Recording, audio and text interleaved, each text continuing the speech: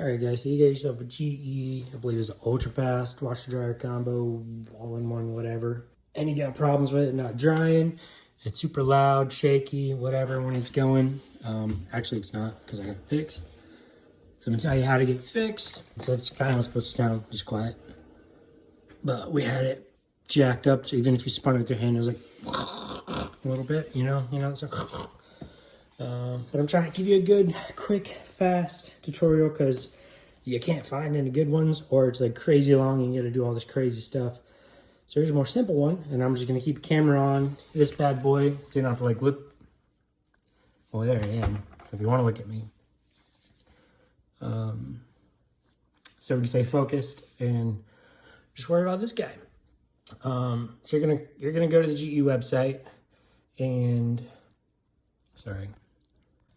This is just easier, honestly. You're gonna go to the GE website, go through all the things to get help on your washer dryer thing, fill out all the information to get help, and then it's gonna say, sorry, we can't help you because it's not under warranty anymore. I'm like, what the heck, guys? Why'd you get, that was stupid.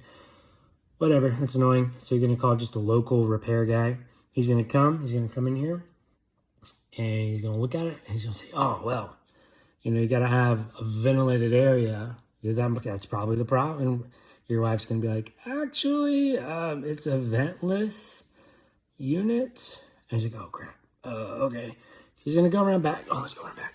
He's gonna go around back and take this off, lift it off for you. Remember, this is gonna be a faster thing. He's gonna come and he's just gonna spin it. And he's gonna go, and he's gonna say, yep, bad motor. And I think he even takes the belt off and like spins it. So here's the old motor. Oh. She's like scratchy just on its own. You hear that?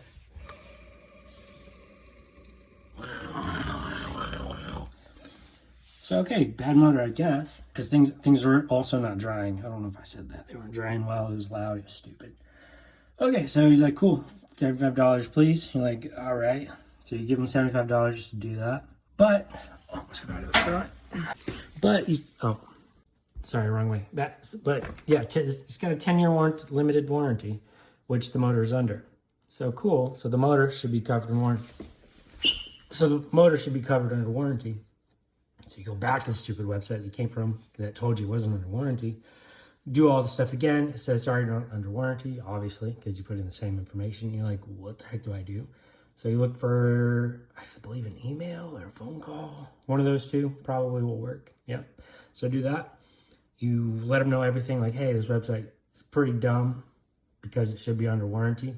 You look through your, manual. I just went to the website that had a digital manual because I don't know where that physical one is.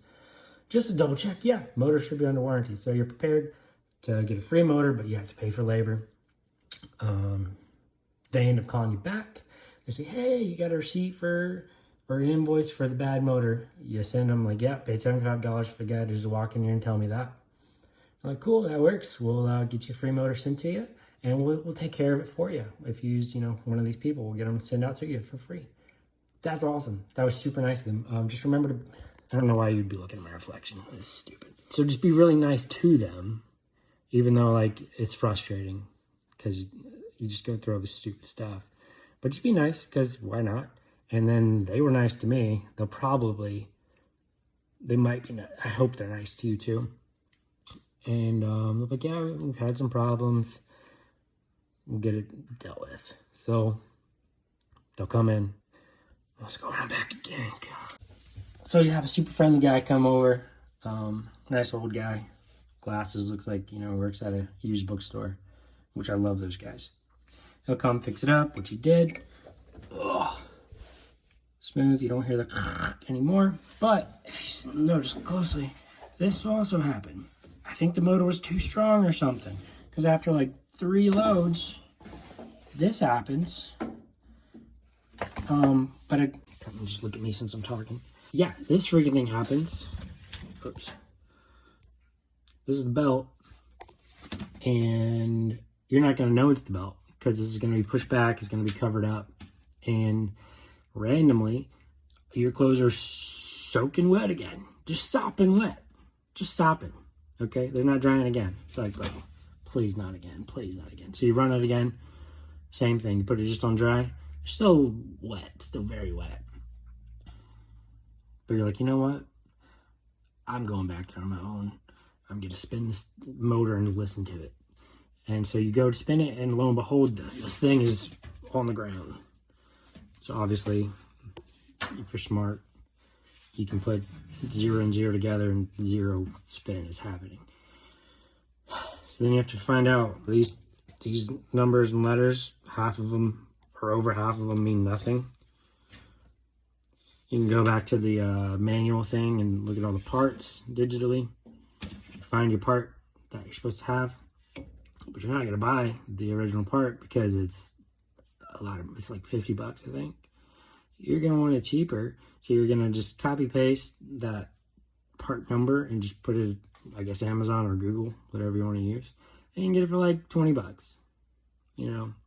And, you know, it might not work as long, but it's going to work for now. And then you're going to have to figure out how to put it on, and that's a whole nother thing. We can put it in this video too. All right, so the way you put it on is you struggle. You struggle and you use brute force. Okay. So I tried, what did I try first? First I tried putting it around here, around the drum wheel, or whatever it's called, and stretching it. I'm not strong enough to stretch it around this little freaking hole. So I was like, I obviously got to try it the other way. So put it around this little thing. You know, put it on a little bit and spin it as you're going. But if you notice, okay, this is out more, this is in more. So it's not 100% like level. So as you're pulling, it's getting pulled out, and you're gonna almost have it. You're like, please stay, please stay, please stay. It's gonna snap right off. That's gonna happen like 7 times at least, okay? You're gonna just keep trying, and you're just gonna get lucky. Because I got a screwdriver for like leverage. Oh, this thing's gonna cut the heck out of you all the time. I'm scared to touch it. This thing cut me several times. I was even like playing around with the pump thing back there because someone in this household, my wife, leaves her name tags and chapstick and things in her pocket. That's gonna happen to you too.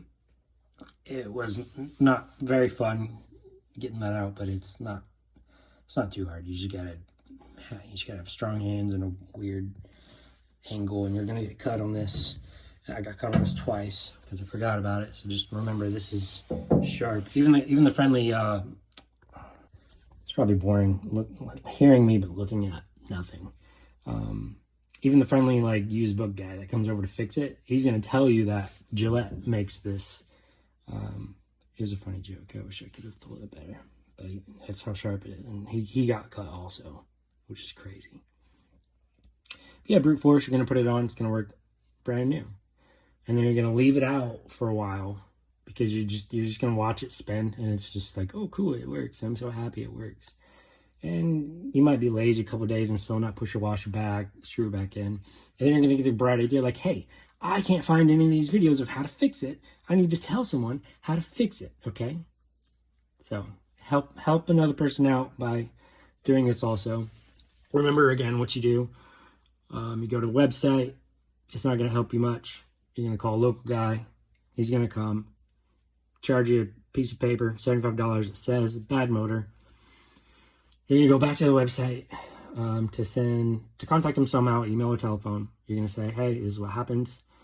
The website was very not fun, saying it was not under warranty, but it technically is under warranty. I don't understand. And you're going to say, oh, I'm so sorry. They're going to send someone out to fix it for you. They're going to fix it. Another problem's going to happen. But you're going to be able to fix that one on your own. And then you're going to make a video. And you're going to help others out. So that's how you do it. Let me know if you need any more how-to videos. I can show you. We have air filters. We haven't changed in a while. Got a refrigerator. If you want to learn how to find the air and water filters. Let me show you. See well, it's weird. They're not flashing in real life. I guess it's like infrared. The camera's making it flash. So let me know if you like this video, if you want to learn how to do more stuff. Just let me know. I can do anything.